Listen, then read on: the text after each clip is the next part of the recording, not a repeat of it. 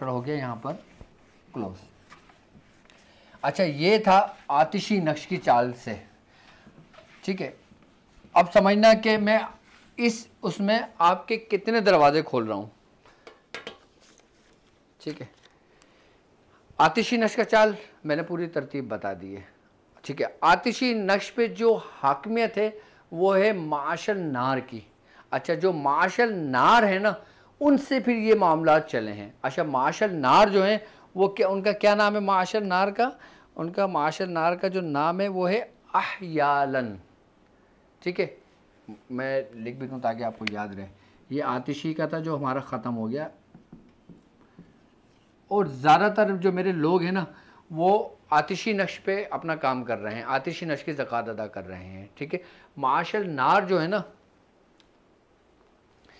ये है अलिफ है, अलिफ है, ये हलवे वाला है, और ये अलिफ और लाम अलिफ लन, अहयालन। ये माशल नार जो है ना ये अहयालन है, ठीक है। ये समझ लें कि जिन्नात के जो कबाइल हैं ना, जितने भी दुनिया में इस वक्त इस कायनात के अंदर जो जिन्नातों की सल्तनत है, जिन्नातों के कबाइल हैं, ये वो हैं अहयाला के सारे कबाइल जो है ना वो सबके हाकमियत हैं, यानी कि उनकी हुक्मरानी उन तमाम कबाइल पर, उन तमाम सल्तनतों पर, उन तमाम जितने भी ममलिकत इसकी जिन्नातों की है ना, जिसमें मुस्लिम जिन्नात भी हैं, जिसमें शयातीन जिन्नात भी हैं, जिसमें ईसाई जिन्नात भी हैं, जिसमें और मज़हब से ताल्लुक़ रखने वाले जिन्नात भी हैं। आई बात समझ में? अच्छा, जिन्नातों की कैटेगरी ये है कि इसमें हर मज़ाहिब से ताल्लुक़ रखने वाले जिन्नात हैं।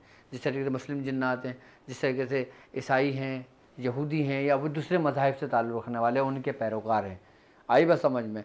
तो ये जो है ना ये मुस्लिम हैं, और इनकी ये हुक्मरानी है तमाम जिन्नात पर। और ये जो महातेत है ना, ये किसके महातेत हैं? हज़रत अच्छा शेख अब्दुल रहीम मशरिकी। अरबाए सलातीन के बारे में तो आप जानते हैं ना, आई बस समझ में, जो चारों सिमत के ऊपर मौजूद हैं। आई बस समझ में? अच्छा, और जो आतिशी जो नक्श है ना, आतिशी नक्श की जो चाल है, ठीक है, ये जलाल ज़ाहिर करती है, जलाली है। और ये आतिशी नक्श जब लिखा जाता है ना तो इसमें रुख किया जाता है मशरिक़ की तरफ, जब इसकी ज़कात अदा की जाती है। आतिशी नक्श ये वाला है,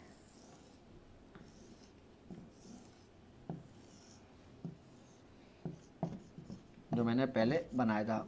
मैंने इसकी ज़कात बहुत अदा करी है, मैंने ये नक्श बहुत लिखा है, और मियाँ हुजूर ने भी बहुत लिखा है ये नक्श, बड़ी ज़कात अदा करी है। ये नक्श की जब हम ज़कात अदा करेंगे तो अपना रुख मशरिक़ की तरफ करेंगे। और शेख अब्दुल रहीम मशरिकी हैं जिनके मातेर ये अहयाला है, और अहयालन जो है इनके मातेर फिर दूसरे जो कबाइल से ताल्लुक़ रखने वाले जिन्नात होते हैं, फिर वो उनके मातेर आ जाते हैं। अच्छा, इसके साथ मातेर ये तो है आतिशी नक्श का चाल, और इसकी ज़कात भी हो गई। अब आ जाते हैं हम दूसरे नक्श पर।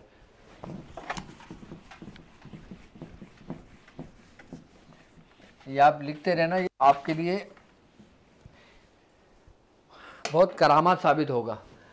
ये आतिशी नक्श का तो मैंने अभी सारी डिटेल बता दी, चारों सबक जो है वो आतिशी नक्श की चाल पर है। अब हम आ जाते हैं दूसरी चाल पर, जिसको कहा जाता है कि नक्शे बादी। अब नक्शे बादी क्या है ये समझ लें।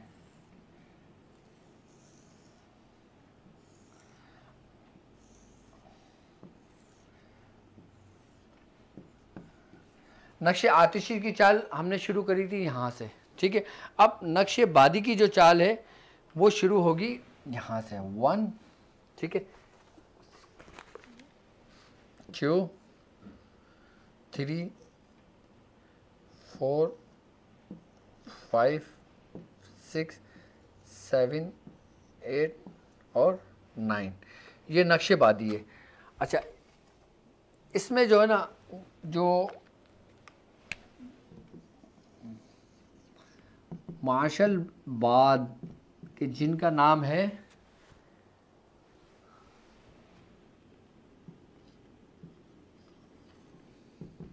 बहयालन। मार्शल बाद जो है, ठीक है, ये जो मैं कबाइल अभी मैंने समझाया था आप लोगों को, ये है बहयालन। आई बात समझ में? जो नार थे उनका था अहयालन, जो उसके माते थे। जो नक्श बादी है, जो बाद से ताल्लुक़ रखता है नक्श, वो ताल्लुक़ रखते हैं किससे? बहयालन से। अच्छा, बहयालन ये जिसके पैरोकार हैं, जिसके माते थे, उनका क्या नाम है?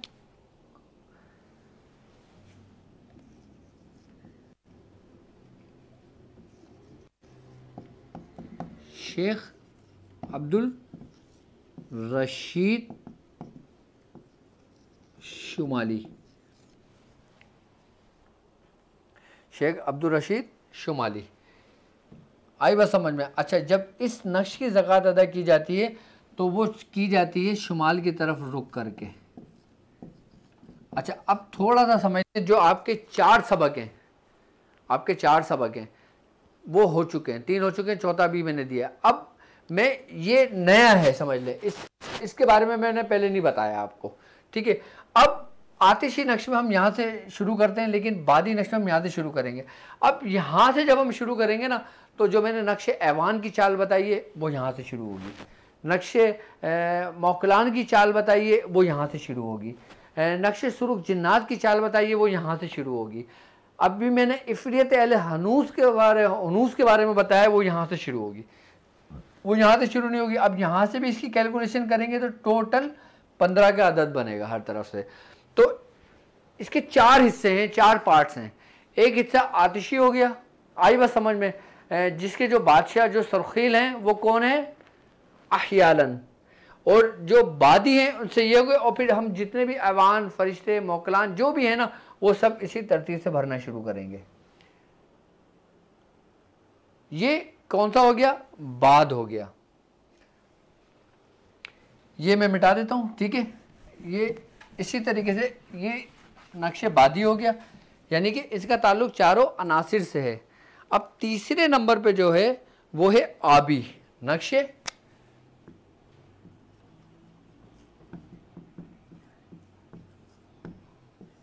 कुछ कह रहे हो?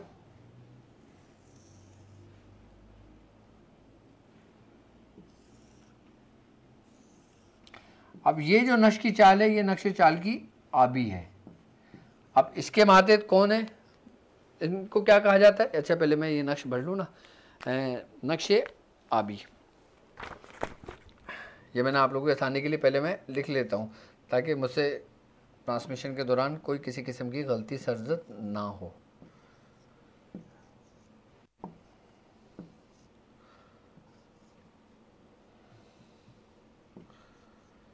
ये है आबी, ठीक है। अच्छा, इसमें जो है इनको कहते हैं मार्शल माँ। अच्छा, इनके क्या नाम है? जीम है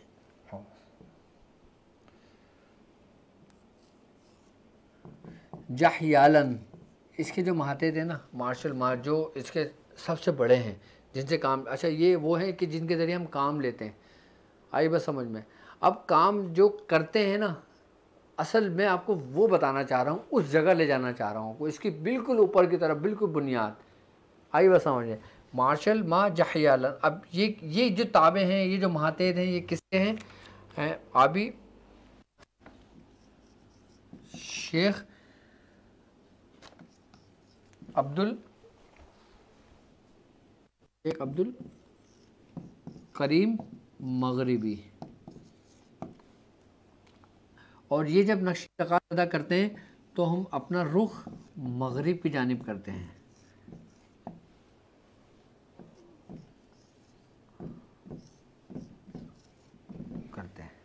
ठीक है, ये नक्श आबी कहलाता है। अच्छा, इस चाल के ऊपर, इस बुनियाद के ऊपर अगर आप ज़कात अदा करते हो तो इसमें ऐवान, फरिश्ते, मोकलान, जो कुछ मैंने अभी आतिशी और बादी में बताया, आबी में भी इस तरीके से चलेगा, यहीं से चाल चलेगी सारी, और उसी तरतीब से लिखा जाएगा। देखा 1 2 3 4 5 6 7 8 और 9, इसको जहाँ से भी कैलकुलेशन करेंगे लफ्ज़ 15 ही बनेगा। इसके जो हैं वो हैं जहयालन, ठीक है।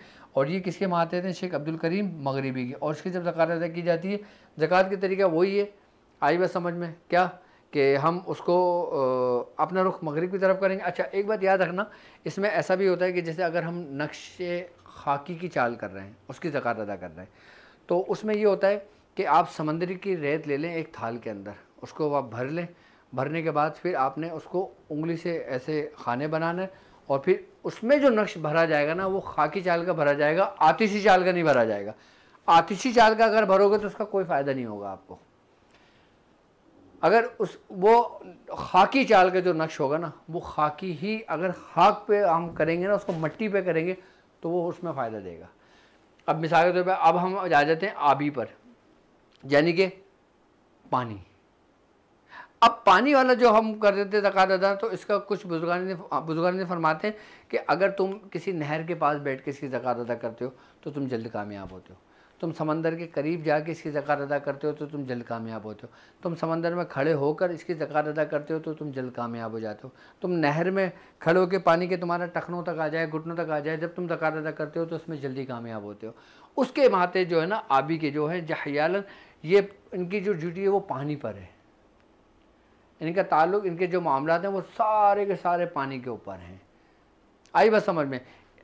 अब हमारे पास हर नौइयत के काम आते हैं। जब आप सीख रहे हैं, जब आप आएंगे, जब आप इस रस्ते पे बैठेंगे, जब लोगों का इलाज मुआवजा करेंगे, तो हर किस्म के जादू के ज़र्द में आए हुए लोग आएंगे। अब कोई जादू मिसाल के तौर पे किसी ने हिंदुआनी कोई अमल किए, आप किससे करोगे? आपको मालूम होना चाहिए कि मैं आतिशी चाल से करूँगा। अगर कोई ऐसा होता है कि जो किसी ने कर दिया, तावीज़ात के ज़रिए कर दिया, अब तावीज़ात के ज़रिए भी नुकसान पहुँचाया जा सकता है, और लोग पहुँचाते हैं तावीज़ात, वो जो नूरी तावीज़ात हैं। अब लोग अपने ज़ाती ख्वाहिशात के लिए, अब वो ज़ाती जो उन्होंने ज़कात अदा की होती है उसके ज़रिए लोगों के लिए शायद कोई बुरा कर दें, तो फिर उसके लिए जो उतारा किया जाता है, फिर वो बादी के ज़रिए क्या करें, खाकी के ज़रिए करें। इसमें भी इक़साम है, जिस तरीके से जादू की इक़साम है ना। अब आप, लेकिन आपको तशख़ीस का तरीका मालूम होना चाहिए कि किस तरतीब से आपने उसकी तशख़ीस करी है, उसके बाद फिर आप उसका इलाज कर रहे हैं। ये पॉइंट नोट कर लें नक्शे आबी का। इसके पूरी तरीक़ेकार, असल में मैं अपना वक्त बचा रहा हूँ। अब जाहिर सी बात है, अगर इल्मुल अदद की मैं हर दिन क्लास लूँ तो फिर भी मुकम्मल ना हो, लेकिन मैंने समझाया इस तरीके से कि आतिशी का वो सारे मामलात आ गए, उसी तरतीब से भरेंगे। बादी का उसी तरतीब से भरेंगे जो बताया, आबी का इसी तरतीब से भरेंगे जो मैंने आपको बताया। नक्शे आतिशी भी हो गया आपका, नक्शे बादी भी हो गया, नक्शे आबी भी हो गया। अब नक्शे खाकी क्या करेंगे? अच्छा हाँ, नक्शे जो बादी है ना, जो इससे पहले बताया था, अगर हम उसकी ज़कात चाहते हैं, हम जल्द कामयाब हो जाएं, तो हम किसी बुलंद मकाम पर बैठ के उसकी ज़कात अदा करें। कि जैसे हम किसी पहाड़ की चोटी पर जाके बैठ के नक्श की ज़कात अदा करते हैं, या किसी ऐसी जगह पर बैठते हैं जहाँ पर हवाएँ शाएँ शाएँ शाएँ शाएँ हवाएँ आती हैं और खुली हवाएँ आती हैं। उस जगह पे बैठ के अगर हम बादी नक्श की ज़कात अदा करते हैं तो हम जल्द कामयाब होते हैं। आबी नक्श की ज़कात अदा हम जब समंदर के करीब, नहर के करीब, दरिया के करीब करते हैं तो कामयाब होते हैं। खाकी नक्श की ज़मीन पर बैठ कर या ज़मीन पर लिख कर करते हैं तो जल्द कामयाब होते हैं। और आतिशी नक्श की ज़कात अगर हम जल्द कामयाब होते हैं तो फिर हम आग के करीब अगर बैठें तो उसमें हम जल्द कामयाब होते हैं। आग के करीब बैठ कर भी ये नक्श लिखा जाता है, उसके भी मुख्तलिफ़ तरीक़ेकार बुज़ुर्गों ने बताए हैं। वक्त बहुत तेज़ी से गुजरता है और हमने 1 घंटे की ट्रांसमिशन रखी थी, लेकिन मुझे नहीं लगता कि 1 घंटे में हमारी तमाम बात कंप्लीट हो सकेगी। तो कल भी मेरे ख्याल से हमारा कितना टाइम हो गया था? 1 घंटा। बस ये लास्ट नक्श में बता दूं, उसके बाद फिर हम जिक्र करेंगे और उसके बाद फिर हम अपने लोगों से आपके मसाइल और उनके हल के लिए मैं आपकी कॉलें भी लाइव लूँगा। आप लोग अगर मुझे लाइव कॉल करना चाहते हो तो लाइव कॉल भी कर लेना, स्क्रीन पर आपका नंबर आएगा अभी। और इसके अलावा अगर आप किसी मामला में परेशान हैं, इलाज के मामले में परेशान हैं, तो ये स्क्रीन पर नंबर आपको मौजूद है। इस नंबर पे आप अपना नाम, अपने वालिदा का नाम लिख कर आप हमें व्हाट्सअप कर दें, तो इंशाअल्लाह ताला इसको आपका जवाब फ़ौरन दे दिया जाएगा आपको। और जो लोग ज़िक्र में शामिल होना चाहते हैं वो लोग अभी थोड़ा सा वेट कर लें, ताकि मैं अपना ये काम पूरा कर लूँ, ताकि जाहिर सी बात है ज़िक्र के साथ साथ फ़िक्र भी होनी चाहिए। अच्छा, नक्शे खाकी है ना, नक्शे खाकी। अच्छा, नक्शे खाकी की चाल जो है वो नीचे से शुरू होती है, कि जैसे ये हमने 7-8-6-1 खाकी, ठीक है, 2 3 4 5 6 7 8 और 9। अच्छा, इसमें जो है मार्शल जो तीन मार्शल तीन कहलाते हैं, ये आई बस समझ में। ये इनका जो नाम है वो है दहयालन। क्या है? दहयालन। अच्छा, ये किसके माते थे? ये शेख अब्दुल जलील, शेख अब्दुल जलील जुनूबी। मेरी राइटिंग थोड़ी सी अच्छी नहीं है उर्दू की, लेकिन बस समझ आना चाहिए, ठीक है। शेख अब्दुल जलील जुनूबी। अच्छा, इसमें जब आप ज़कात अदा करेंगे तो अपना रुख जुनूब की तरफ करेंगे।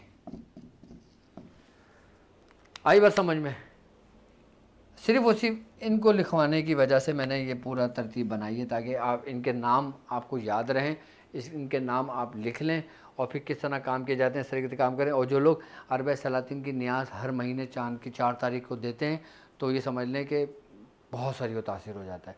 और जो लोग अमल करते हैं, 15 गिनश की ज़कात अदा करते हैं, सूरह कुरैश की ज़कात अदा कर रहे हैं, वो हर महीने चांद की 4 तारीख को जब वो अरबा सलातीन की न्याज का एहतमाम करते हैं, फातिहा दे लेते हैं, तो कोई तरह एहतमाम नहीं, पानी का गिलास रखें और जो आपके घर में बना हो वो रख के आप उनकी न्याज दे दें, तो इंशाअल्लाह ताला इसमें भी आपके लिए आसानी हो जाती है। इसमें भी वो आपके मुआविन और आपके मददगार हो जाते हैं इंशाअल्लाह, ठीक है।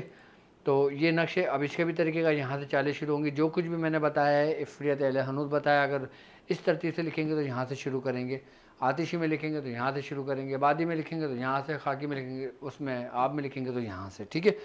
अब मैं समझता हूँ अच्छी तरीके से आपने समझ लिया होगा, पूरा याद हो गया होगा आपको।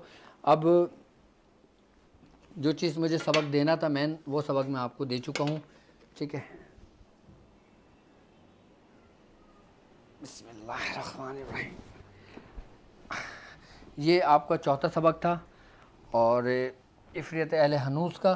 अच्छा, इसकी फ़ायदा, इसके बारे में आपको तब पता लगेगा जब आप इसकी ज़कात को अदा कर लेंगे अच्छी तरीके से। अच्छा,